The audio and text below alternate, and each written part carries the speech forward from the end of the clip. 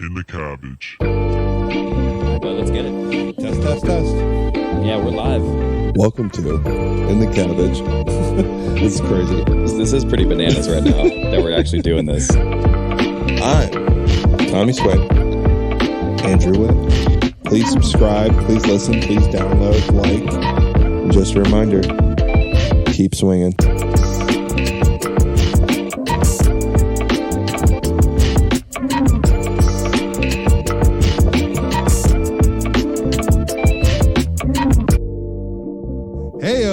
Welcome back to In the Cabbage. I'm your boy, Tommy Swain. To my right, or your left, Andrew Witt. Hey, what up? Well, before we start pressing record, we were bitching about this couch. I know it's a comfy corner, and Massa and I are in the market for a new couch. Yeah. And, you know, wives, where some people could be a bit more picky about their couches. Like, it can't be used. The couch is kind of your cornerstone for a good time in the evening. Yeah, but if I see a really nice couch and it's slightly used, no big deal. Yeah, I'm with you. Like if it's like a used couch and it's like leather and you can like actually get in there and clean it off, no big deal. I just I don't like leather couches because I'm not a big fan. When it was hot, like your leg sticks to it. Yeah, and peel it off. I think they're overrated. Yeah, my mom had one a while back, and I basically ruined that with some scissors as a young man myself. Jesus, my mom had dude. like a white leather couch. You were an absolute menace growing up. And you were just acting straight on impulses, like, let's pick up scissors and start stabbing and cutting the couch. Dude, yeah, I just think I knew what was happening when I was doing it too. It was like I opened up the scissors the full way and just did lines like on the armchair of a white leather couch.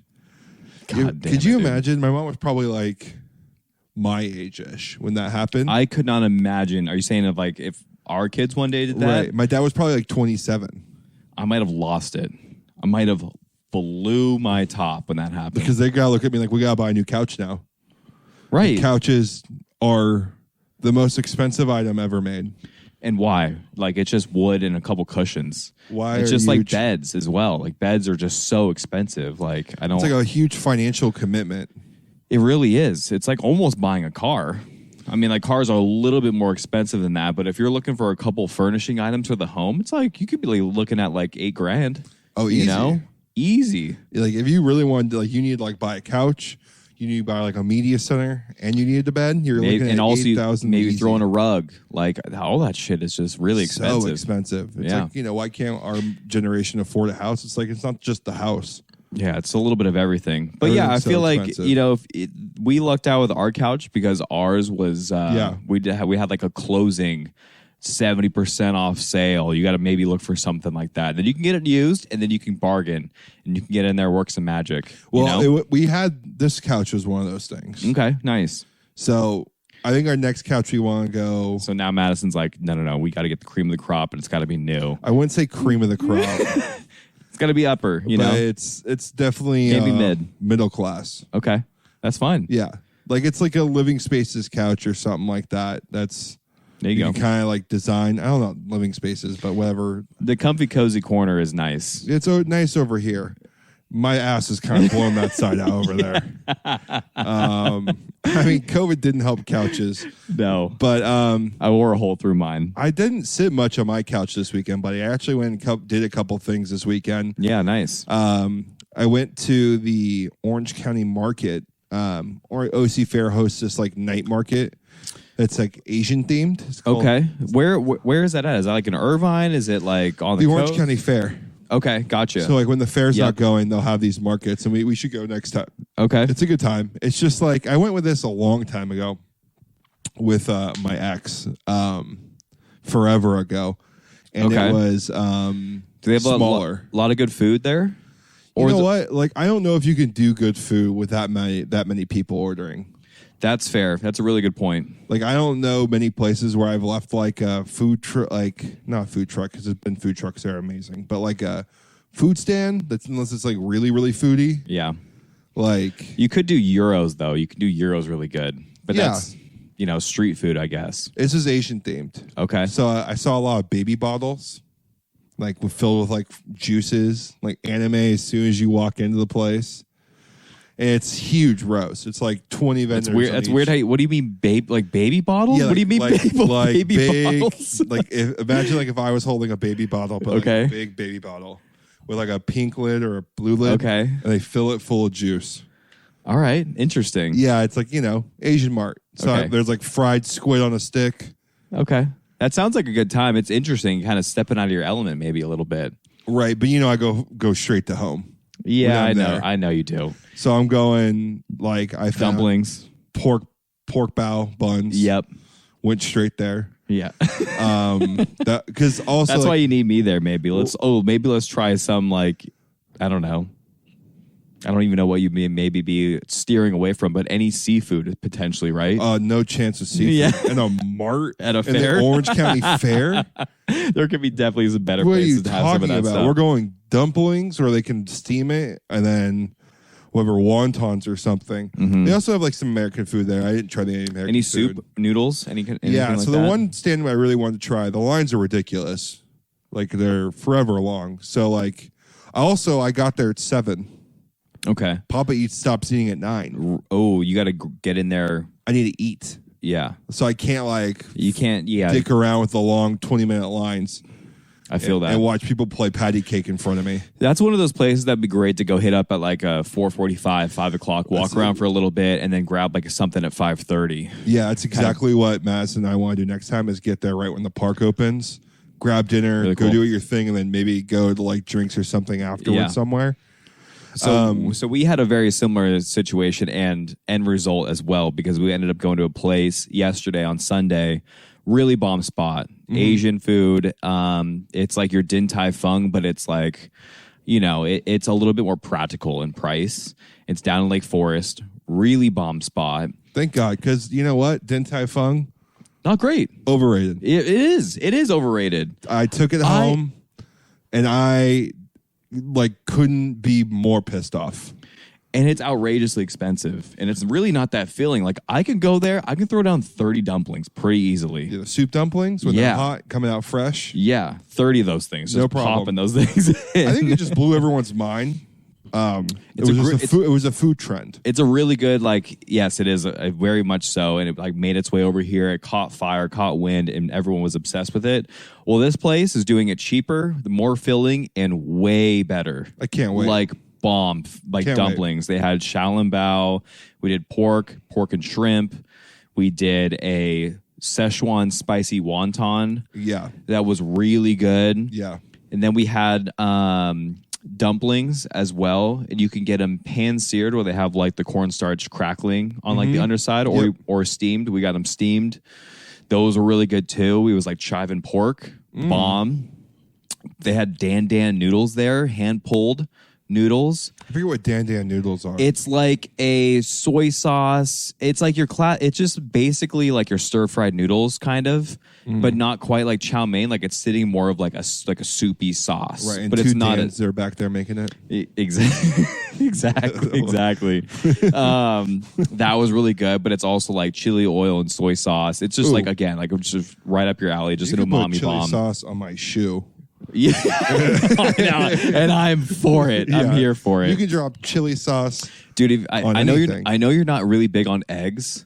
Yeah, but if you ever do chili oil and you fry eggs in chili oil, I could see that. You might actually. That might be ooh. I throw that on the breakfast sandwich. Exactly. Right. I can do eggs on breakfast sandwiches. Yes. I can do eggs mixed into potatoes. I can't just pick up an egg and eat an egg. Yeah, you're not a scrambled egg guy. Never have been. When I was a kid, I used to drench my scrambled eggs in ketchup. Yeah. Bad take, but you got, when you're growing up, I'm not a big ketchup on eggs guy, but if you don't like eggs, then yeah, absolutely. Douse that thing in ketchup. Douse it in some maple syrup, maybe. I like ketchup on a breakfast burrito still. Oh, yeah.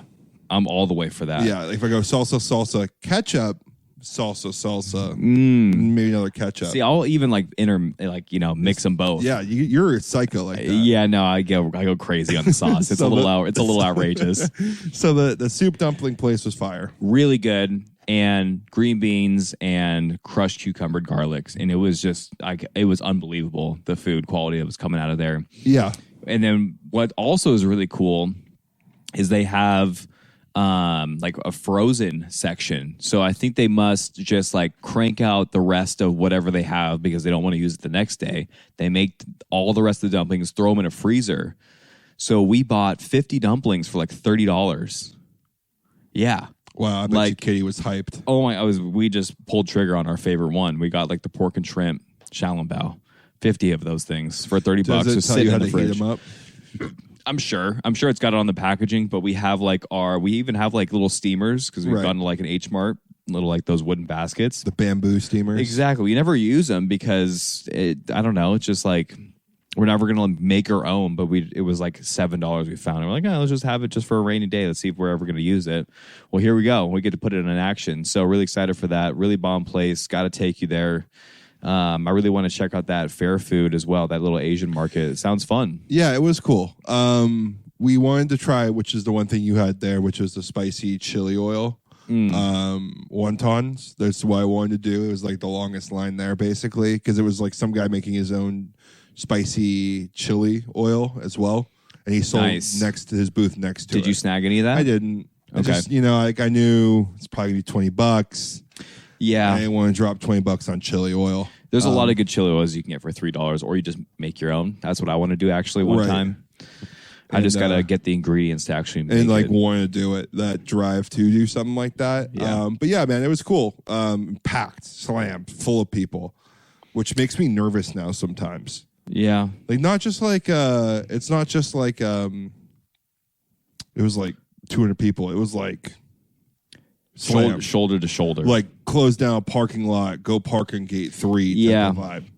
I don't know. I feel you there. It's not something that you enjoy, really. I mean, I'm kind of that same way as well. Yeah, it's like not my favorite thing anymore. Yeah, it's too much. Unless I'm in a foreign country, in a city, in like in a downtown area. Yeah, then suddenly I'm okay with that. Downtown's fine because it's city. I mean, like when I'm in like an event. Yeah, like a downtown, cool, busy, whatever. That's fine with me. But like concerts, like huge, big, packed concerts, not fans of. A little stressful. Yeah, it's just like all I worry about is the parking the whole time. And also like when you should leave. Right. When's the right time to go? Right. When's too early? You don't want to you don't want to bail too early, but like God forbid you stay like 5 minutes too late and you're stuck there an extra 30 minutes. I like looked at everyone. I'm like, I'm leaving early because I'm not leaving when this place closes. Really big inconvenience. Yeah. So it was cool, man. We did that, and then we just started watching the RGC or RBC. My apologies. Yep. Canadian Open. Shouts to Nick Taylor. Unreal tournament. I thought that was like apart from the drama that's been going on with the PGA Tour. Right. That's been the most riveting thing that's actually happened this year because before this, it hasn't been like a very eventful golf season. We were kind of just talking about like there was a lot of 3-4 stroke winners. There hasn't been a ton of playoffs this year. Like there wasn't like a lot of like big stakes. Like the majors have been like fairly anticlimactic so far. Yeah, I don't know. I haven't been riveted. Like I want. Yeah. Like I'm like watching it. I'm feeling the shots. I'm feeling the energy. But when Nick Taylor made that like front, like made that comeback and the couple birdies at the end, he went on birdie on 17 from like 12 feet, birdie on 18 from like 10 feet, center cup. The place is going nuts. Man is sagging. Yeah. He is. Those things are dragging. Yeah. 2 huge putts on 17, 18. Balls out. I think he shoots 64 or 63 in the final round. Real low. He also set like a course record and career low like the round before, I believe. He shot like a 63. In front of and the course looked immaculate. Course was in great shape. The fans were amazing. Yeah, it's crazy. Like all time. It really, I would love to see that event be a designated event in the future. I think the fans alone, that is their one PGA Tour event in their country. And like, I feel like that would be. Course is gorgeous. Yeah, dude. Gorgeous shape. Super fun to watch that course. They really do a good job setting up the gallery there as well. Huge grandstands, really cool tee boxes where like fans are able to watch like down the sides as well. I feel like they got to do a little bit more of that. It was really cool. People are singing like the Canadian national anthem when the Canadians show up. So cool. And you just felt like it was also like Tommy Fleetwood hasn't won one yet. He was yes, there was more of a storyline for sure with this tournament, right? And then they just both kept playing patty cake, and then Nick Taylor busts out the putter and drains it for eagle from 772 feet away. For forever.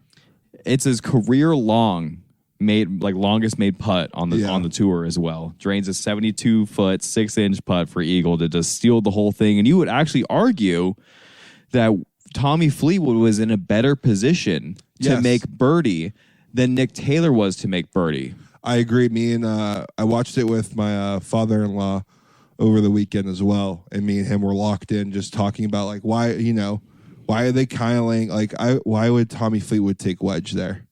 Or iron. Why would he? Mm-hmm. Why is he not hitting hybrid or 3-way? He just really might not feel comfortable with it because he's always 40 or 50 yards back. Yeah, he didn't have the right club in his bag. Always 40 or 50 yards back. He was too far back, and then he had to hit a mini driver off the deck, and then sent one in which was a tailor-made burner, which is so cool. It is really dope, really sick. It looked like a driver off the deck for a second, and I looked at the club and I was like, "That's the burner." And I saw him put the HUD cover on. It was just so cool to watch. I really, really enjoyed it. Such a great storyline. The putt was amazing. Even the video afterwards. Dude, when he won and a guy got tackled. Yeah, Adam Hadwin. Champagne. It's perfect Canada, hockey, tackling. Yeah. It's broke a streak of I believe 68, 69 years from an actual Canadian winning that tournament. Yeah, dude, really, really enjoyable. At least really for me, fun. that was my favorite tournament I've seen all year. For me, it was as well. I think it was a storyline. I think it was, the anticipation. It almost felt like a Ryder Cup, President's Cup hybrid. Right. Because you had Canadians going against the Europeans because it was Tommy Fleetwood. Yeah. So I guess when Tommy missed that putt, then all his boys came back, Shane Lowry, some other guys showed up and be Terrell Hatton was there as well. Let's get our boy going here. They even had Mike Weir in the stands for the Canadian team, and he's going to be the captain of the President's Cup team. Mm-hmm. And then you had a few other guys that are friends of his as well that were coming out to support. It was just very, very much divided, but rooting for one separate guy. Yeah, I'm a Nick Taylor fan now. Reminded me of the John Rahm putts he had at the U.S. Open back when it was... that was huge. Torrey Pines, when he made the... dude. Upon 16 and 17 or something that were unfathomable how he would make that. Right. He drained some insane putts last year, and they were double breakers down the hill, 40 feet, just locked in. Has to have them. Just center cup. Right. Whoa, that's crazy. Yeah, that's going to be us clicking in this weekend. I hope so. But dude. I saw a little piece of video content which was hilarious. Just the highs are so high in golf, right?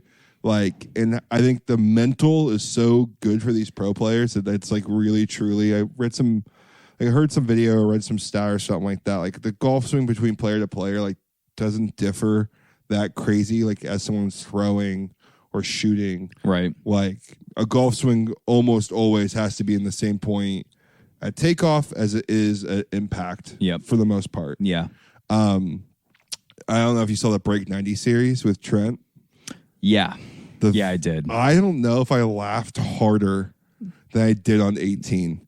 I had so many mixed emotions when I saw that. Watch the whole video. It's a whole story, but spoiler alert real quick. He ends up, getting to be able to break 90. It's a series he's been struggling with. Has a real shot at it with a par to break it. Yeah, on 18. He steps up there and puts himself in a really good position. Right, he has a shot. Because usually he's out of it by hole 14. And he's got no... that. Maybe even sooner. I've seen it been done by 9 or 10.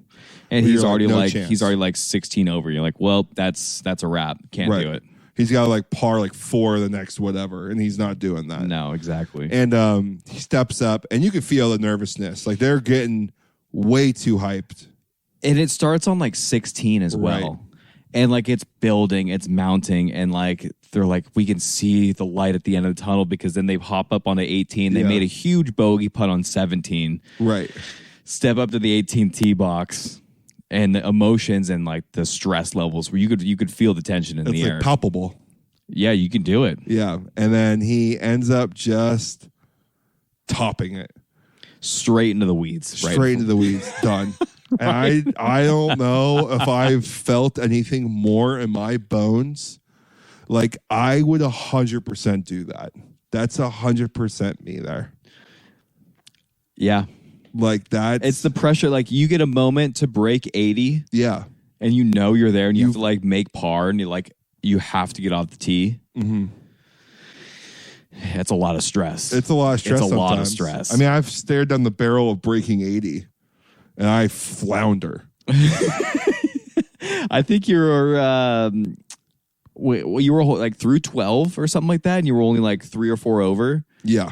And you're like, oh my God, I have something going here. I have a real shot at it. Yeah. And then the wheels came off the bus. I'm like, buddy, don't look at the scorecard. You're good. Just play. It's out of sight. You're like, nope, it's not out of sight. I'm living in it. I'm writing it. I got a real shot here, and I think he went double, triple, double. Yeah, like just like, and I shot like an 86 or something still.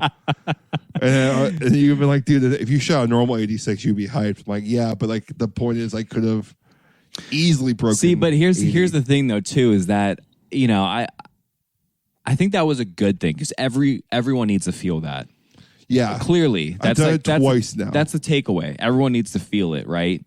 Trent, that's the first time he's felt it. If I was going to be shocked if he parred that last hole without any hiccups. I was actually shocked he made it to 18. Right. I was like, no way this man's... I mean, it says a lot about him and what they're doing over there and like him actually starting to practice, thank God.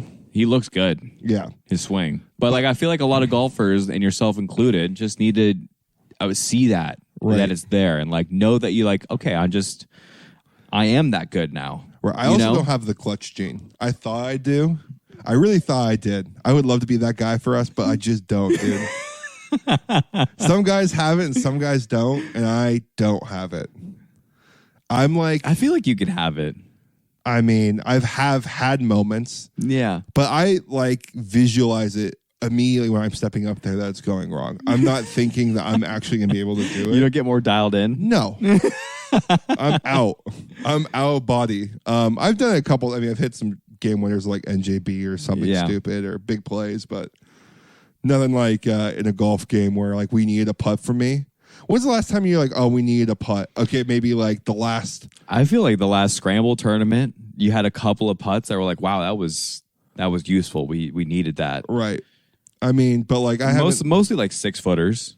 You know, where you're just like rolling them in there first. I'm like, oh my God, that's great because I didn't want to hit that putt. That's all on me. Yeah. So I think it's a little better when I don't have the ball in my court. But that wasn't the biggest golf news this weekend, buddy. No, this past week, big stuff happening. Yeah. We're not going to call it the merger. Yeah. I think it's a good point. It's not. I think they really made a wrong move calling it that in the first place. It's just clickbait. It's an absorption.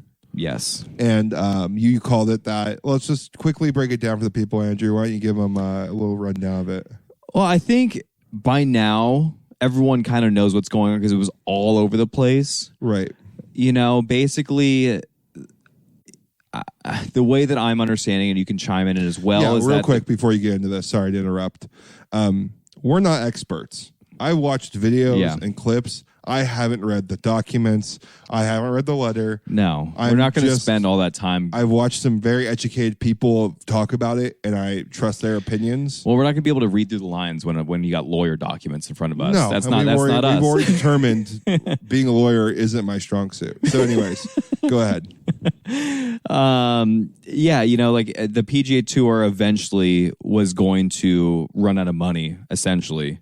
And this is kind of like a good thing, Because of the competition that LIV produced. Exactly. Because the Saudis have so much money, they can effectively just keep the league going. The PGA Tour was already dipping into their sponsors this year, and it was putting a strain on that, offering the same product.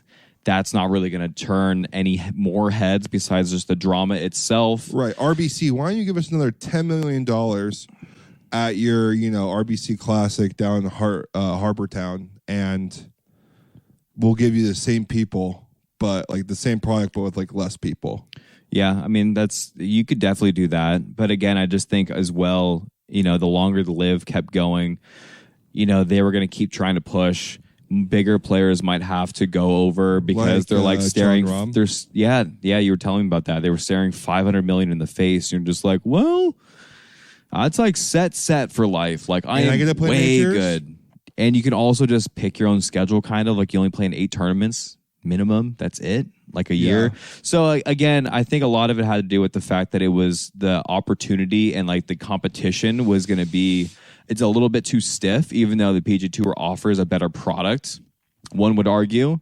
But effectively, this absorption, I think the best is great ultimately because the PGA Tour is going to be, absorbing all of the public funding or whatever the Saudis want to give. Yeah, and it also just eliminates LIV entirely. Like they're disbanded. It's like a null and void league. Yeah, now. basically, like people who think like the LIV won, like.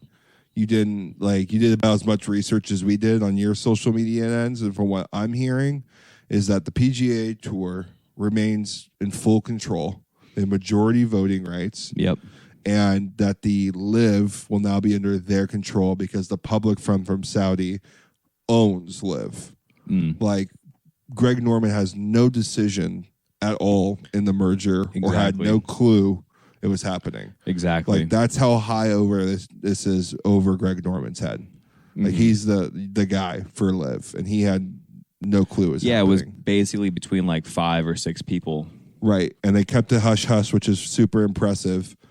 And like you said, I think it overall is a good thing.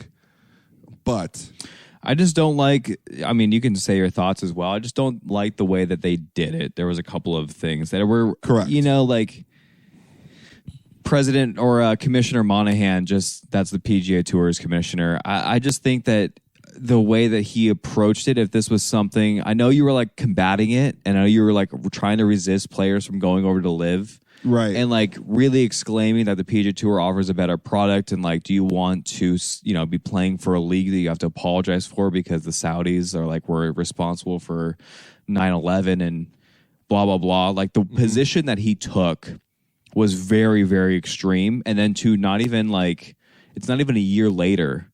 And then they call it like a merger. And it was obviously like probably 10 months after that, he was in discussions about making this happen. And so for me, it was a little bit like upsetting at first. It was shocking. Yeah. And then once I like stepped back, right, I was like, okay, this is a good thing, But my initial reaction was, what the fuck's going on, right? Yeah, it's like you said, like overall the financials of it make sense. It sucks. I don't want it to be a Saudi-backed fund, but you gotta like look in the face, like I don't appreciate it, and it's hard for me to support because like be hypocritical of me if I was like, why would you do that? It's backed by bad money, but at the same time, like business is business. I have an iPhone, like yeah, you know what I mean. I wear Nikes. It's just crazy because the amount of just money talks, right? Money rules. And it's just like almost no matter what you believe in, it is kind of crazy that like, well, everything's got a price. Is what it kind of feels like. And at it sucks to feel that way because you would like and hope, but the PGA Tour promised too much without enough fixing things, and they couldn't do it quick enough. And they couldn't even really do it because of the way their corporation was set up. They couldn't like fix a lot of the issues.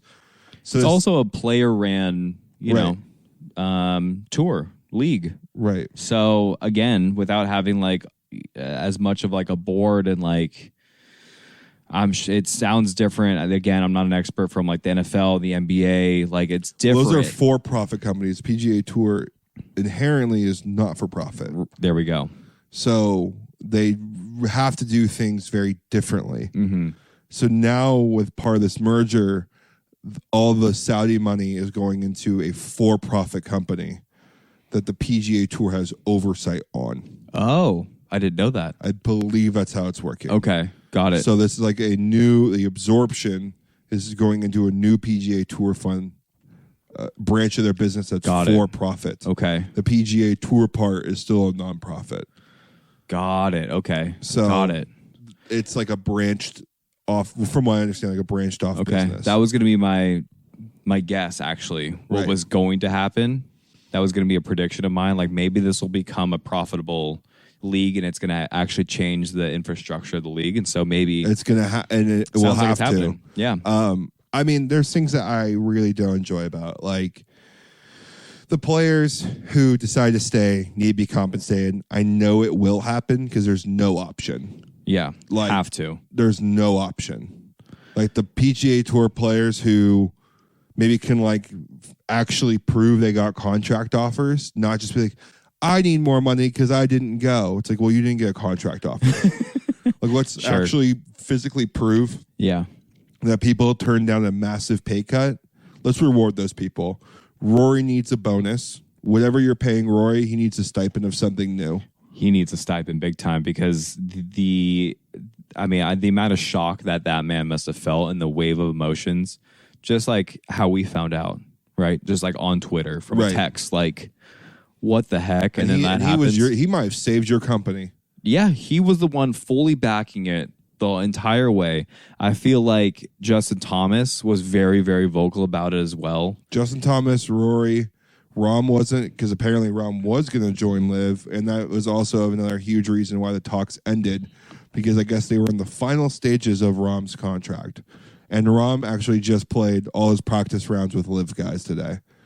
Yeah, so that would have been brutal for the tour to lose him. It would have been too much.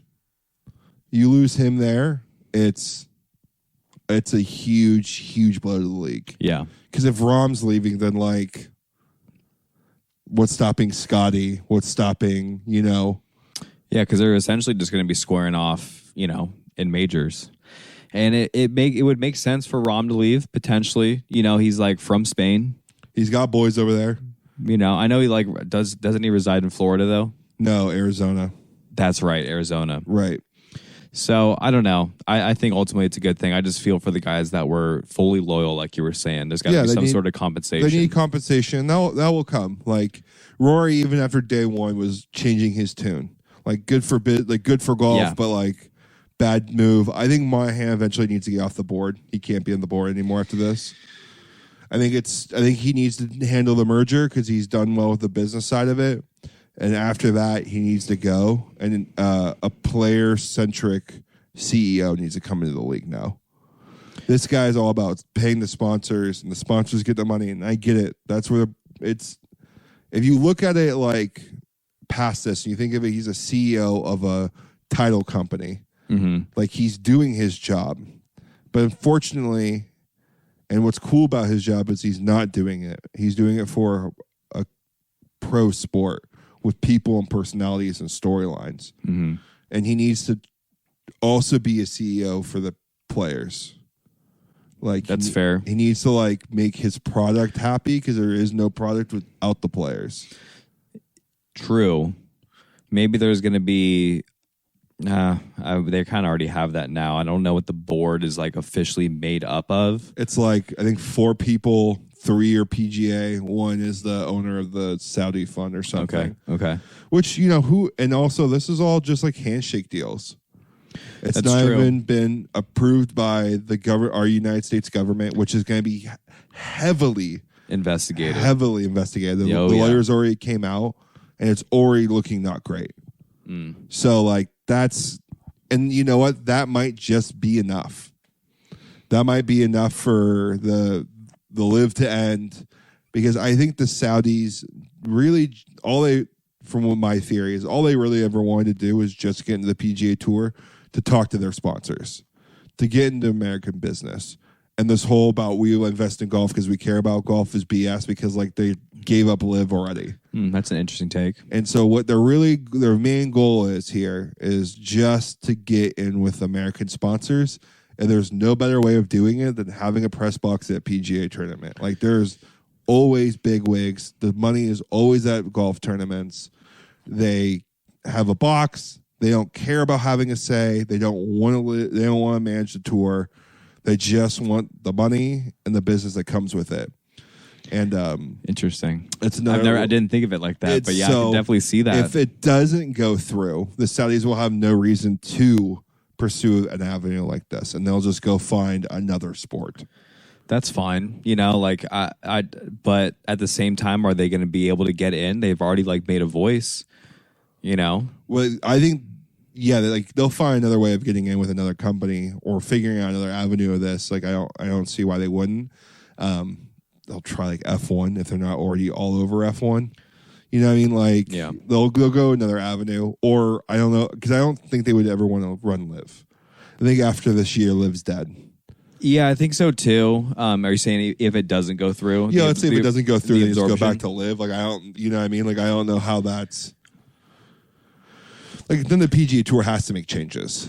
Then they'll figure it out. But effectively, they could just run LIV until forever. Yeah, they have the money, right? But like they're also like from what I hear, very like they're actually business people. Like they have a very clear motive of what they want, and apparently that's like all they have been wanting is this. Got it. Okay. I've heard these rumors running around. Like they're like very about their business. They don't do things to lose money. That's why they're billionaires. Yeah, I guess you just don't stumble upon $100 billion.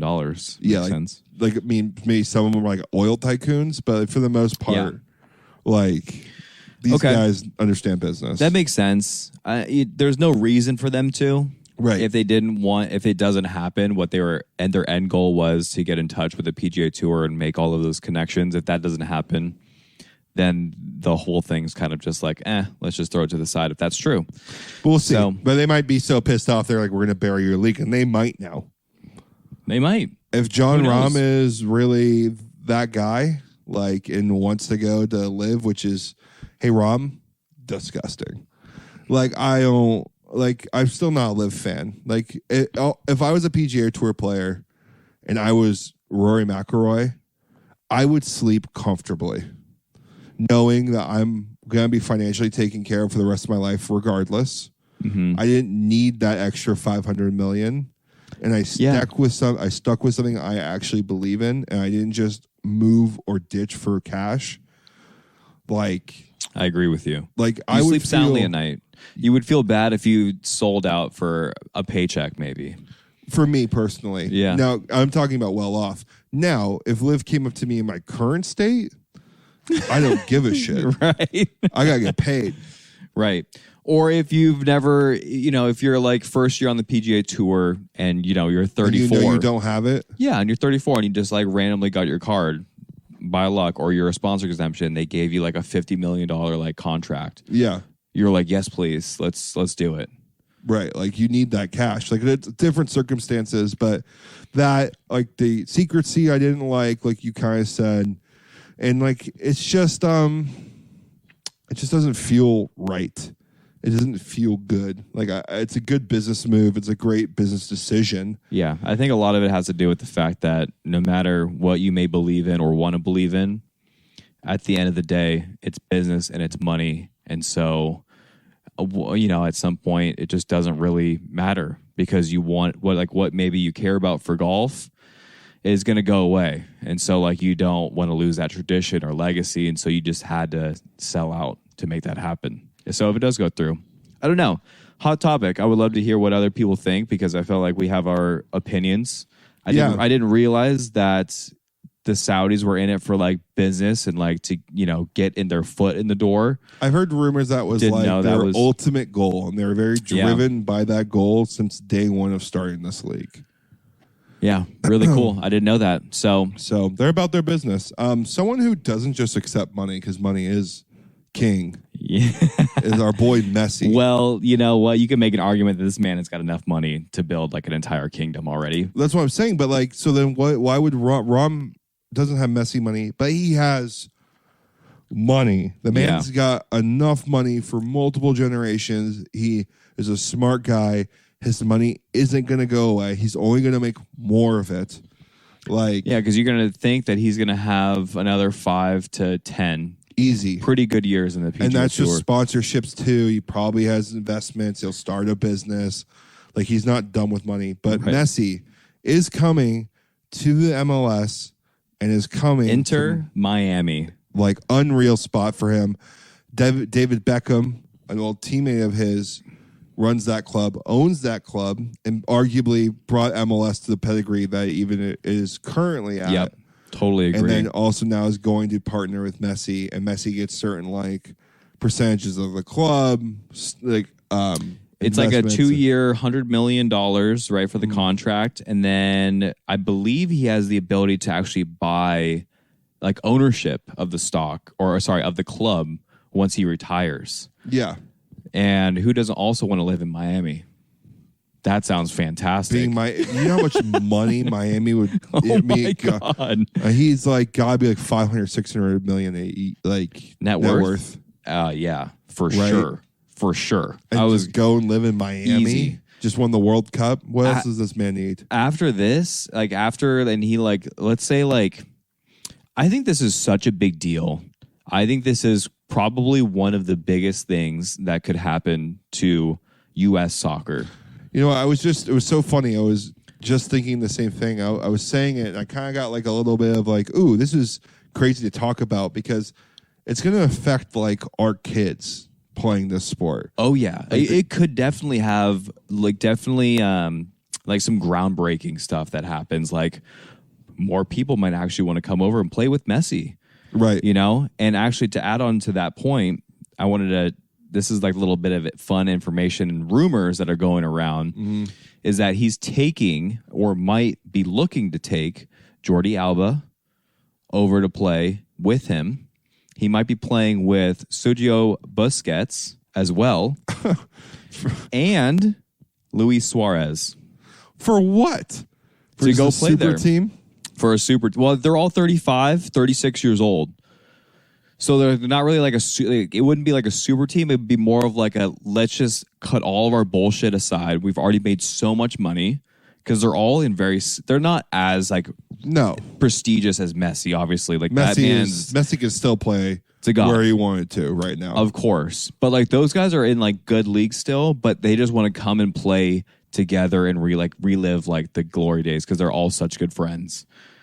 And so that would be groundbreaking. If even one of those players, like let's just say like Busquets comes over, that would be huge because, you know, he could just run the midfield like a sergeant out there and just change the game, and Messi's out there in the midfield with them. It's going to change the game regardless of what's going on, just because every time we get these European players in soccer that come over, America takes a huge jump in talent. Yes. Like the games and tickets are already sold out for Messi.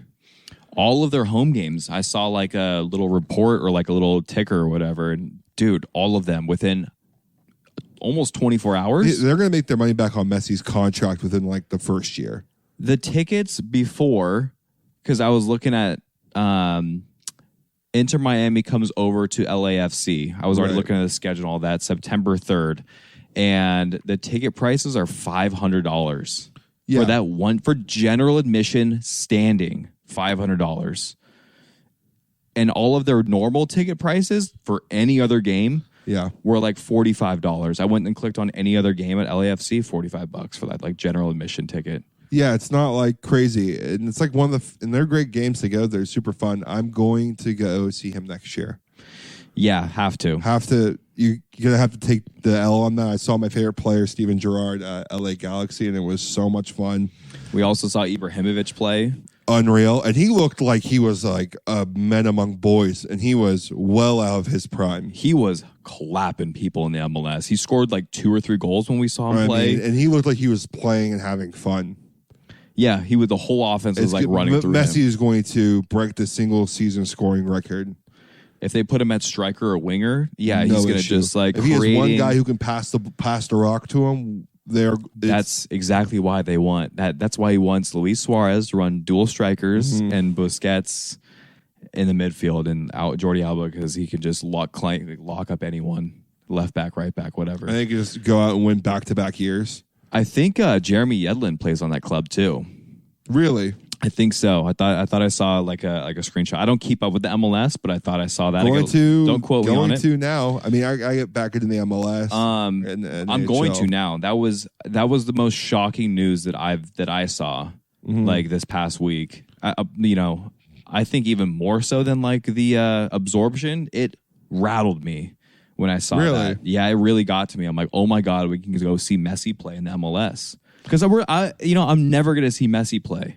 Ever. Realistically, like he's now 36. I'm never going to see him play. Now suddenly I can see him play. He's like my favorite soccer player of all time. Yeah, so we got to go make that happen next year. We'll just buy tickets. It won't matter. We'll just do it. And I think the reason why we're not into soccer, or else we would totally be more into it, is that all of the games in the Premier League in England, they're all like, they run at like 10 a.m., you know? Like, right. we just can't catch them over here during the week. Like, you know, it just doesn't really, we don't cover it very well. No. And so I'm really hoping that this really just ignites, you know, a little bit more of a soccer craze, because it's happening and it's kind of been like under the radar, but I think it's ready to take the next step. I think this might blow the top off. And it's actually funny, when I was like, me and you were obsessed with soccer.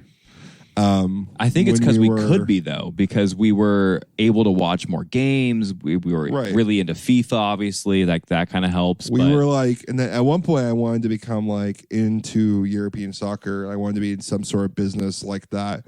And I was doing a report about American players and why they're not going to the next level and stuff like that. And it was actually funny. It was a lot of these European like Premier League teams and stuff like that were telling the MLS, no, like you can't, like players not to go, like they're veterans like Steven Gerrard and David Beckham, and you know the list goes on and on. These legends, Frank Lampard, I think, was over here. Rooney was over here. Like these legends coming over here and retiring. They're like playing a year or two.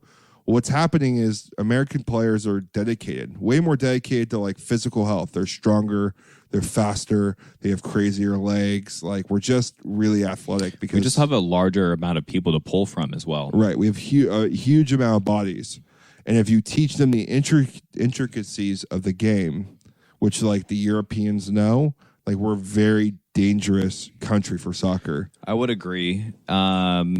You know, a lot of it also has to do with the fact that they just play from the age of like 3 years old. Right. And that's like all they do. You know, they go to those like their life. They go to like academy schools, and like that's where you learn all of like the intricacies. That's where you like learn all of like your IQ. Maybe you're undersized when you're growing up and you need to like learn how to like finesse your body and body feints and all that kind of stuff. It's gonna be fun. We're definitely gonna be watching that. It's really exciting.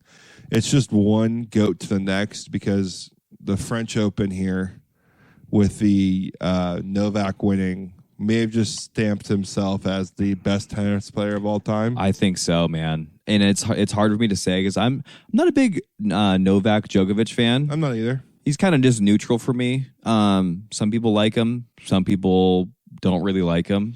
I say majority of people don't like him. Yeah, I don't think he's got a huge pool of people. And I don't know why that. I don't know why that is. Is he a dick? He's not like a dick, but he's like undertone cocky. I mean, if you win 23 majors, I think you can be a little cocky. Agreed. I'm just telling you, like the vibe I get from a little cocky. He's a good dude. Like it's just typical sports media. Like, you know, there's got to be something to bash on him or something. Right. He's a great guy. Like does a lot of charity. Like actually a genuinely like good human being. There's like, but like bad sportsmanship. Like used to break a lot of rackets. Yeah. When Nadal and Federer were having their rivalries, like Djokovic, like felt like he was stealing majors from them. Like, you know, like when those two guys were popping off, it was like they were the gods, and Joker was like, you know, whatever. Djokovic. I would, you know, I just, again, it's just one of those things that you watch him play, and it's like, it just amazes me because I was watching him in the semifinals. I was actually kind of bummed that the Alcaraz match didn't really turn out the way that I was hoping for. I was hyped. I recorded it. I love watching major tennis, like the semifinals and finals. Yeah, it's good stuff. It's really good stuff. I can really lock in, and it's a lot of mind games. It's a lot of strategy. It's a lot of it's just how incredibly in shape they are as well. Right. Like I cannot run around for 4 hours sprinting all over the place.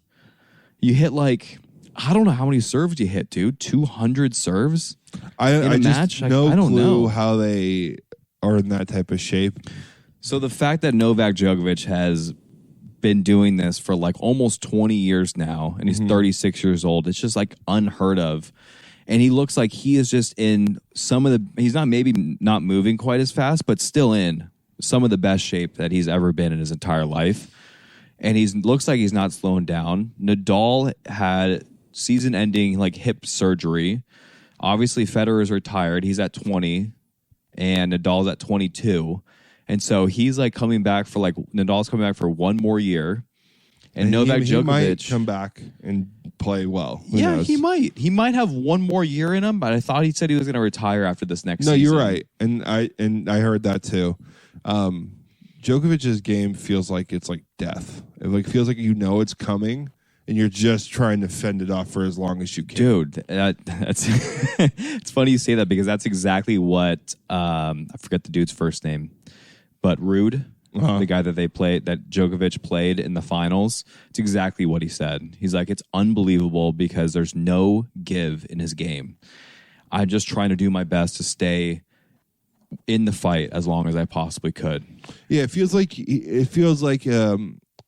got like a crocodile in his jaws. It's inevitable. It's coming. You know the end result. It's gonna happen to you, and it's just it looks like he just puts desperation on other players. I think it really has to do with the fact that he's called the best receive or returner of all time, and he's just able to flip when you're serving. He's able to flip himself into the offensive position so easily. And you're like, oh, I'm out of position again, and I'm serving. I should be the one playing offense right now, right in the prime time of it. So I know you don't follow a ton of tennis, but we got to go and check out the Palm Springs tournament. Indian Wells. We need Chris to step up big for the boys. I got to reach out to him again because I'm down to go do that.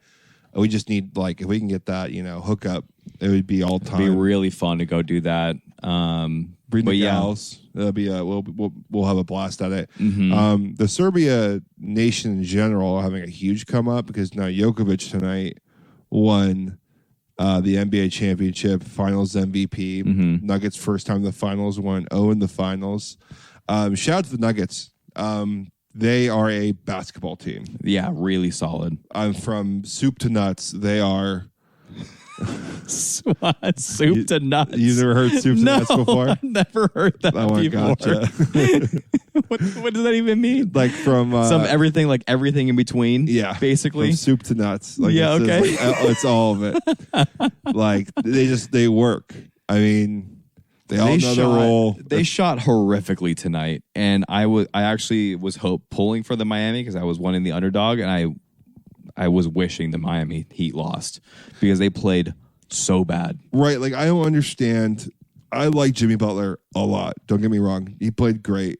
The whole the whole season, he did good. And definitely in the postseason, he came back to himself.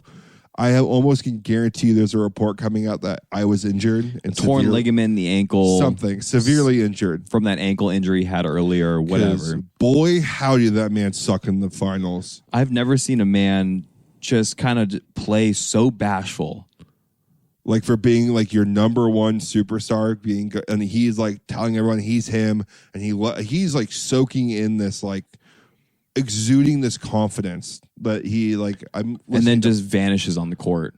I mean, I'm watching the game with Katie, and she goes, "Where is Jimmy Butler? I haven't seen him. Where is he?" He's it's 9 points. He's it's not. It wasn't tonight, but many games over the course of the last 2-3 games, games 2, 3, 4. She asked, "Where's Jimmy Butler?" Once every single game, and I'm he's right there. He's on the court. He's been in the last 5 minutes. She's like, "What? Yeah, what is he doing?" And you got your no names who haven't been drafted taking shit. You got Duncan Robinson going off pick and rolls and hitting your layups, balling out. He can't be your number one option. Kyle Lowry played great. Unreal. Bam Adebayo. I want to give a little shout out to Bam because I wasn't a big Bam fan. No, and I thought he was a little overrated. But my God, if the Heat didn't have Bam and he didn't step up, they would have been smacked by 30 every single game. Every game. He came in and balled out. It's grabbing boards, playing rock solid defense. Right. The offense running through him 70% of the plays. Yeah. And I don't know how many minutes that man played. A lot. 42 minutes? It's just ridiculous the amount of minutes that he played. And he's hustling. Running up and down the court in Denver. Right. I'm I was watching the game tonight. I was shook how he was playing. He played unreal. And real quick back on the Jimmy thing.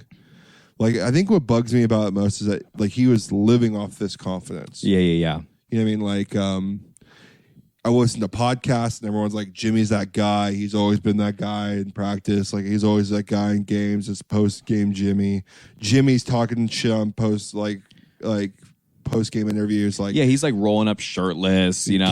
Can't talk shit on me. You know, I show up when you talk. I love when you talk. Dude comes out, like, doesn't touch the Eastern Conference Finals trophy because he says, I'm going to get the next one. Right. And then comes out and lays an egg. You can't do that. No. You can't go around. You can't be a team's number one and just, like, saying you're the man and then just show up and shoot under 40% for the entire series. And non-existent, non-timely buckets till tonight where you hit like 3 threes when they needed it. But like untimely buckets, bad turnovers, bad shot selection. The only thing that was maybe saving him was like an occasional steal here or there. Right. Like, I don't know. It's rough. Crazy. It's just clear to me that Jimmy can't be your number one option, which is hard because Jimmy game is number one option basketball. It's ISO ball. Yeah. And it's a lot of pump fake and jab steps into the bucket and trying getting you up in the air. And little like mid-range fall-aways, 15-footer. He's great at that. He just didn't show up. And it was shocking, actually. If he put together a somewhat decent series, they would have actually maybe been still playing at this point. But maybe had a shot at it. But I don't know, because yet again, the Nuggets are just a rock-solid team like you were talking about. And Jamal Murray is a really great basketball player. And obviously you have the Joker out there that's just, you know, just give him the ball and he's not going to do no wrong with it. It's either going in the hoop or he's passing in the open man and they have a great shot. Yeah. And the only reason why they barely squeaked out a W is because they shot, I don't know, they missed like 25 wide open threes. Like, I mean, like wide open. They just couldn't hit anything and they still won. I think Jokic. And they also shot like 50% from the free throw line, dude. Yeah. They just couldn't shoot the ball, and they still won, which is just saying they locked down other areas. The starting five is going to be around for a couple more years. They're all under contract still. They're only going to get better on the offseason because that's who their team is now. The Nuggets are. I think Jokic changed basketball because I think you're going to have to start seeing a lot more two centers in the playoffs if you want a shot, because Jokic needs a designated 5 on him, a body who's just going to play defense. The Lakers did it way back in the bubble. Yeah. Where they had Dwight and JaVale switch off on. Right. And you had a guy like roaming so that if he decided to go to the middle. It was Anthony Davis. Mm-hmm. So Anthony Davis was roaming. So like if he did want to take a shot, not only did he have to go through like a very athletic JaVale McGee, a very experienced Dwight Howard in amazing shape. Yeah. You also had to try to shoot over Anthony Davis as well. Yeah, they also just combat it with like pretty good size as well, like so the Nuggets do. I think the teams are just gonna have to change. Like Golden State, there's no chance Golden State's teams ever touching the Nuggets. There's no way.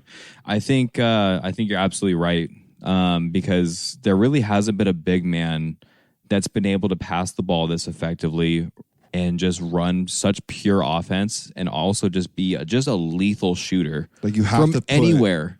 Your 5 on them, and if your 5 is actually a 4, and your 4 is actually a 3, like then you have Aaron Gordon jamming on you left and right. Right, and you also have Michael Porter Jr. that's 6'10". Right. He's not the most physical player in the world, but he's still 6'10". Right, like they're too big, and you're gonna watch the NBA get a lot bigger now. Jamal Murray is also just a really solid dude as well. Timely buckets. Every time you're like, oh man, the shot clock is going down. They need this bucket here to really ice him. One stop for Miami could change this series right now. Jamal Murray fade away from the 3, bang, splash it.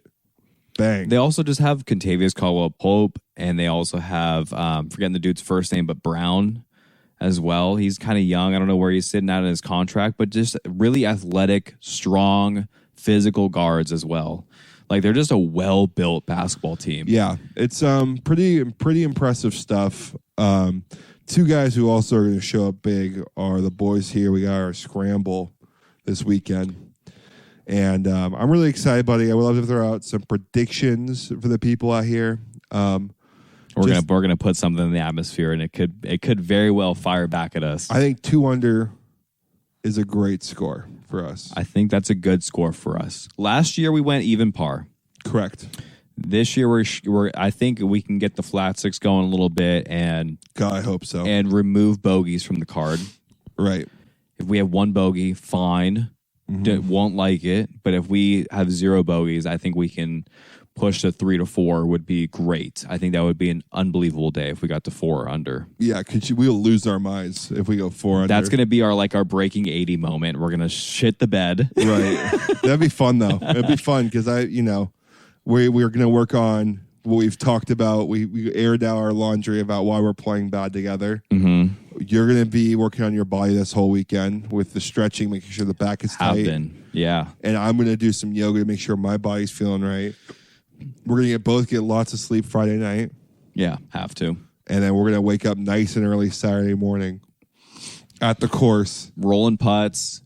No later than 6'10". Watching each other swing, standing behind each other, talking through shots. Right. Yeah, it's going to be, we have a different mindset here. We're going to try and see if this is actually going to be something that works out because, damn, dude, we just want to do well. I just want to do well because we're always going to be partners, so we got to figure it out at some point. And if we find a winning recipe, I think that would be fun for us. Or at least if we put a few holes together, right? Great. Then we have something always to come scrapping. Back. I know. We're never just cruising. No, it's never like, oh, this is easy right now for us. I'm always like, ooh, got out of that one. every time, dude. Ooh, we dodged that bullet. We dodged the bullet again. But yeah, and there's bullets you can dodge and there's some you can't. And with the U.S. Open coming this weekend, oh my God, dude, this course looks like you can't put the balls in certain places. It's so funny, dude. I was watching, there was a couple Instagram posts, and it's all over the place, right? Because the U.S. Open just loves to just torture their players, right? And then there's guys, the grounds crew that's dropping balls into the rough, and it's the Monday before the tournament's even starting. So you go there on a Saturday or a Sunday. They trim it up. You might lose your ankles in there. Yeah, it keeps its length. They just trim it. Well, in certain areas, they let it go. They'll let it go to 4 or 5 inches, I think, in certain areas. Well, the ball's fully disappearing. Yes, the ball is fully disappearing. In certain areas, dude, you got to be way off the beaten path to be in a real deep stuff in the Cabbage, right? Way in the Cabbage. And this is the true in the Cabbage right here. It is. And it's this and the Masters are my 2 favorite major tournaments to watch. Yeah, this is going to be fun. It's good. I'm going to be early on Father's Day watching all Sunday, so we'll just go live. Yep. So we can just text each other. But, yeah, man, we got a little predictions for us. Why don't you give the people an update on who we're going with? Rewind a little bit back to that Memorial Tournament. I got that first, I picked a little bit lower average, so I'm picking first for this weekend. And I think a lot of our picks here, buddy, I'm looking at them. I like our picks for this week because we both kind of pick guys that could scramble pretty well and drive the ball down there. And that's got to be a really consistent theme because there's a couple holes in this tournament that are 285-yard par 3, 270-yard par 3s. Yeah. And the greens are just running at a 13 stimp, which is basically rolling a ball down a wooden hallway. Yeah, they're I'm on the fairway. I saw a ball today that was dropped on the right side of the fairway and rolled all the way to the left side of the fairway and off the fairway into the Cabbage. And you're what? Where are we supposed to play golf? I guess I'm just supposed to play golf from the rough this whole right, which is great. I love it. I hope everyone sucks. I would love to see again a winning score. I don't know, 3-4 under. Be great. That'd be that's all time. I want a birdie to mean something. Right. I want bogeys to be super detrimental, but they're always lurking. Right. They're right around the corner. Exactly. So I'm going to start us off here, and I grabbed a guy who I'm really pulling for right now, especially with the recent absorption. Would love for him to actually have a big weekend. Feel like he hasn't been in the hunt in a major in a little while, and that's Rory McIlroy. Love it. Give me your... So then I grabbed a guy here in the second round. Just want to see him do well. This is a guy that's been playing and is in great form all year, and that's Ricky Fowler for me. I just really want to see him do well in a major, like get a top 10. A little time off, went back to Butch Parman, probably got some more swing tips going. He's got a flat stick that can heat up just like no other, you know, and those greens are going to be running so pure. Local boy, too. Riverside. Local guy as well. Oh, he's Riverside. Yeah. I didn't know that. Yeah, Ricky, father-in-law, used to go to a club he used to play at, and he used to see him walk around the course. Wow, really cool. I didn't know that. I didn't know he was Riverside. I thought he was more of like a San Diego. No, that's Xander. Xander. Yeah. Okay, nice. And then I rounded out the list. I got Harris English. Really solid. Man's gonna do just fine. I think his game fits tough golf well because he doesn't pour in a ton of birdies, but he's just never in a really rough spot. Just doesn't kind of mess up too much. So yeah, really I went around the same thing as you. I wanted to go people that I knew like can play, who have been playing well, and who have a good rescue game, and they really analyze a golf course well. So I went with Matt Fitzpatrick. That's probably the one guy that will analyze almost too much. He has every shot he's ever taken. Yeah, it's crazy what that man does. Love that pick. I went with someone a little bit more of a higher stick right now. Played great in the last tournament when that was a tough course, which is Justin Rose. Historically, the person who wins the tournament before the U.S. Open never has won the U.S. Open. So the par 3 competition, there's been historic facts that like the players who are about to win will throw the event if they're tour pros because they don't want to win. Nice. Justin Rose coming off a really good tournament as well. I'm going with a name. You know, when you get down this bottom half, you kind of just have to take a risk. You don't really have. There's like maybe 2 names up there, and you know you got Phil down there, and I'm not picking Phil. Yeah, because he could blow up for 14 over in 2 rounds. and I don't want to cheer for Phil. I went with a guy who won a tournament this year, the process. We're going with Kurt Kitayama. Yeah, what a cool story that guy has. Yeah, so that's going to be R3. I really need a great week here because I don't know what we're going to do, but I'll probably just pay for golf. No, I think you caddy for me. I think I got a caddy for you for a day. That would be really fun. Let's do it. It would be like a mile square like tournament. I just walk. You tell me what shot you want to hit, and I'll hand you the club. Right. I'll have a caddy towel. I'll wear a uniform. That would be really fun. Great content. Yeah, that would be all time. Yeah, I'll walk miles. And I will do the same for you. If you turn it around, and I have a blow up week and another blow up week, and something happens at the FedEx, I think that's what we got to do. Unless we hear from you people, we're still taking options. But as of right now, I think that's a good one where it's standing. I don't know. We'll see. Yeah, we'll see. But you need a low week here. I need a couple low weeks here. Yeah. So we'll see. Maybe that's the winning formula right there. Who knows? It really just comes down to who's feeling, how the golf course is playing, how they're hitting the golf ball that week. We all know how fickle golf is. You could just have it one day, completely lose it the next. Right. I think Scotty, if he can figure out his putter at all, is clearly the favorite. Oh my God. I totally forgot. Could be like a one little extra golf. Yeah. Get in here. A little bit of like a golf fun stat situation. Yeah. At the last tournament at the Memorial that we were covering, right? He was leading the field in strokes gained from tee to green, and he won that stat, I believe, by like 8 strokes. He was 8 strokes ahead, and he gained from the person in second place, which was John Rahm or something like that.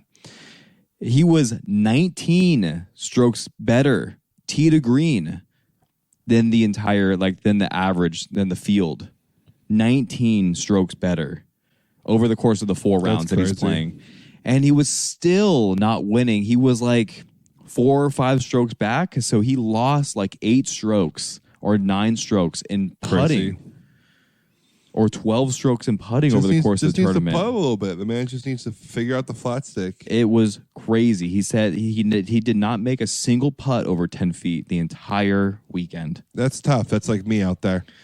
You don't expect them to go in, but I would certainly expect them to go in if I'm a tour pro at that level. Right. I'm thinking I'm going to make 1 15-footer every round, probably. And not to do that once, I mean, that's crazy. So Yeah, if he could figure out the short game and just the putting. No, just the putting. He could be in for he could be nice little trophy. He could be. Yeah, man. Well, we're gonna finish this out with we had a lot of good food this weekend. We're gonna finish out with our 3 worst this time. And we're going 3 worst food trends. Did I lead this off last time? That you did, my friend. So that Andrew, you did. It's your mic. Yeah. Please go ahead. I'm gonna take the reins here. Yeah, please do. I'm interested to hear what you have pulled out of the bag because I feel like I got a couple of good ones in here. Okay. Ones that are very true to me as well. So we're gonna butt heads a little bit. Food's a dynamic topic. It really is divisive, not dynamic. Divisive. So here's my honorable mention because it doesn't really have to do with food like specifically. Like it's just more of just like a general overview of food in general, and that is just the crazy diets, like the diet trends that have been going on recently. I like it. That's my honorable mention. It'll play. Like it's just too much for me. Like the carnivore, and then you got the keto, then you got like the I don't know, dude. Vegetarian, pescatarian. It's a lot. Christianity. And I'm not bashing. Yeah, I'm not bashing it. It's just when people are just so over the top about it. Right. It's like, well, maybe like, we're omnivores. Maybe we should just eat a balanced diet of everything. But I don't know. I'm not a dietitian, but it seems to be overwhelming. So that's why I had to throw that in there. My number 3, and this is something that I've seen way, way too much of, and this is something I never dabble in, but people go crazy about it, and that's just sparkling water in general. Like just so much, like there's LaCroix, and then there's like, dude, you name it, all across the board, just sparkling water. COVID at one point had the LaCroix fixes where everyone was drinking LaCroix for a hot minute. I don't like LaCroix at all. There used to just be Pellegrino and LaCroix, and now there's like 30 brands out there with sparkling water, and it's way too much. Way too much. Way too much. That's my number 3. Number 2 on here. This is something that I feel like whenever I have it, because I will eat it because I love this item, but it doesn't need to be done this way. And so it's just over the top. It's too much. And it's just like really fancy mac and cheese for me. Gotcha. And I feel like that caught trend pretty recently, but like truffle mac and cheese and baked and like seafood mac and cheese.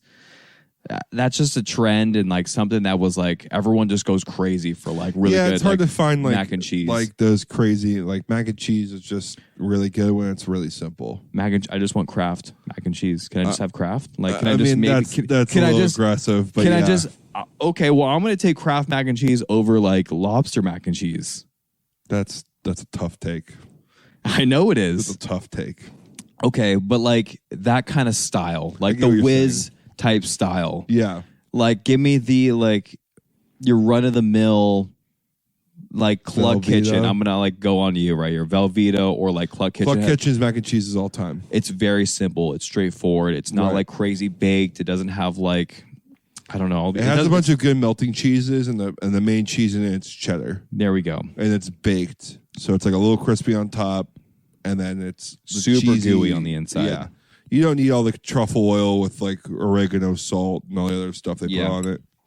That's my number 2. And then my number 1 here, it's just way too much like over the top. Like the extra large 4-pound like burritos. Yeah. It's just like, 3 pounds of pho and you like comes out in a bowl like that big. Like I know not a lot of people are doing it, but it's just a food trend that is out there. Right, like the excessives. Yes, and that people think that I'm gonna be like, oh my god, that looks so good. It's like it's got barbecue burnt ends and it's like got it's got tater tots and it's a breakfast burrito and it's got like 2 salsas. And it's got guacamole in there. And I'm like, what is happening? It's like 3 wraps of tortilla. Dude, it's way too much. You got a dump truck to move it out of there. Yeah. Yeah, I get it. That's my number 1. That's a really good list, buddy. I don't have any issues with that besides like maybe the mac and cheese take, but that's fine. I get it because I'm not a fan of a lot of mac and cheeses, so I get it. I'm very picky with that. I'm just like barbecue joints do mac and cheese really well for sure, and that's usually very, very simple. So like quote unquote very classic. What I would think of a classic mac and cheese. Right. I'm gonna go with my honorable mention as a Bloody Mary. The Bloody Mary. That's a great call by you, dude. Like the hot. I don't like Bloody Marys at all. When they put like hot dogs and burgers and like a whole baby on top of your Bloody Mary. Yeah, dude. Like it gets to a point where it's just like, what are we doing? And the drink's not that good. I hate to say it, it's not. I would say it's very overhyped. I don't mind. I like a Bloody Mary. I'm not ordering any of that stuff. It's way too much. Live or die by the bloodies, and I can't do it. Number 3 is something I enjoy in 1 or 2 formats, but that's about it. And it's guacamole and maybe some sort of avocado toast with like some feta cheese situation. Yeah. But they put avocado on everything out here in California. It's all over the place. And burritos. It's in club sandwiches. It's on everything. And almost always the avocados aren't very good. They're browning. Or it's like not seasoned and it's bland. Like very few places do avocado like actually well. I don't personally love the, is it a fruit? Yeah. I guess if we want to like get really down to brass tacks here, they're like the seeds inside. So yeah, technically it's a fruit. So that giant piece of shit fruit. Right. My number 2 is something I feel like you could only have in this location it is born in. And that's a chopped cheese or a cheesesteak. It's not for your use. Like, you know what I mean? Like it's a territorial thing. It's like you gotta go to like Gino. Like that's a bad example, but like you gotta go to like Philly to have a cheesesteak because it's like that's the only thing they really do. Yeah, Pat's and all those cheesesteak places. Like, so you're saying you're not gonna get cheesesteaks out here? Where are you getting a good cheesesteak? There's a place called Philly's Best. Awful. Yeah, I guess, but awful. I wouldn't know any better. Exactly, because it's awful. I can tell you it's bad. Like no one from Philly is ever out here like, ooh, let's go to Philly's Best. Right. And then also the chopped cheese in New York. Yeah. Talk about 2 sandwiches that I absolutely love though.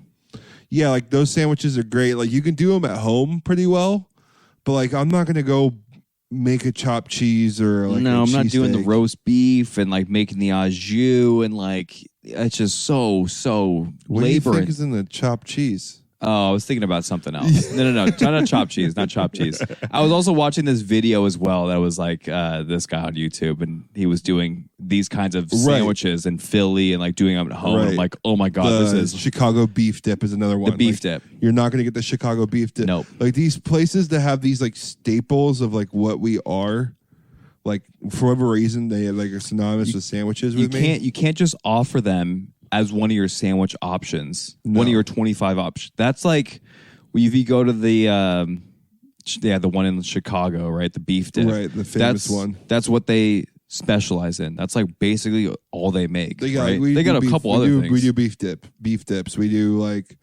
like chopped cheeses and in a bodega is like, because you can, it's also where you're eating it. Like it can't be in your suburban home. It's like it's supposed to be eaten in like a city, and you're down on your luck, and you're hungover, or like you need something that's cold as shit outside, right? It's like you're not going to grab one before you go hit PCH. Yeah, it needs to have some culture around it. Okay, I like it. It's a good take. I love the sandwich. It's just it is a very trendy right now. Right. I agree with it, even though I just love those sandwiches. They're Me too. So good. And I haven't had like one where I've been like, wow, that's amazing. I got a chopped cheese from New York that wasn't a bodega. It was like a sandwich shop. They'll do it well. It was not very good. And I'm like, okay, so that was kind of why I said that as well. It'd be fun to make one day. Yeah, if I felt like doing that. I think that'd be really fun. Number 1 for me needs to stop immediately. There's no reason at all anyone should do this. And it's hot Cheeto dust. Oh my God, that's such a great pick. Yeah, there's so many Go. It's your number one. No, I want to hear you say it because I love it. There's so many video trends that are going on right now, and it's like throw your chicken in like cornflakes, throw your chicken in a bag of Doritos, throw your chicken in a bag of hot Cheetos, crush them all up, shake it up, throw it in an air fryer. Best thing you're gonna eat in your entire life. It's like no. They put it on street corn. They put it on mac and cheese. Yeah. I saw like all over the fair. I'm like, I don't want hot Cheeto dust on anything. Yeah, good. I don't burn it. Like I don't want. If someone comes off and offers me a bite of something with hot Cheeto dust, I'm out. Yeah, I'm good. Like I don't like hot Cheetos. I definitely don't want it dusted and fried on something. You know what I mean? Yeah, dude. Yeah. That's a great list. This is a great list, buddy. I think we covered it pretty well. I think we covered. Food just bangs for us. It really does. Food just gets us. It's too much. And like I get it. You're trying to make like things creative, and you're trying to pull for an audience, right? But like, guys, I mean, let's stay in our lanes a little bit here. Yeah, do something. I guess maybe have that as an option, but like I can't see any more of it flying around all over the place. Like it's legitimately like good food. Yeah, it's like an option. Like I like there's a Korean street dog thing going on, of course, and they put like potato on the outside. Like just give me a corn dog, and then the Korean street dog does like Cheeto dust. Sure, I saw like some like street corn vendor Cheeto dust. And they don't put it on it unless you ask it or you order the item that has it on it. Right. But I just can't see why. You're like, I'm eating a corn dog. You know what this corn dog needs? Cheeto flakes. What a great pod here, buddy. We got through another one. I think it's episode 19. You got anything for the people here, buddy? Like, comment, subscribe. Let's start blowing this thing up. I know we were talking a little bit beforehand on posting more, on Instagram, kind of really trying to take this to the next level here. And so it'd be really helpful. Like, comment, subscribe, send it off to the friends, family, start following it, all that kind of good stuff, dude. It's we're here to stay in the cozy corner. Yeah, we sure are, buddy. Shout out to, you said it well, shout out to Madison, social media, Jake doing our thumbnails and all our art, and Devin, of course, being our editor and general badass for us. Just he's a real sergeant general for us, dude. He really gets in the front lines. I didn't even see the email go out, and he got back our edit for us. I mean, just doing it the most for us. You guys better like, comment, subscribe because we're not going anywhere. And just a reminder, keep swinging.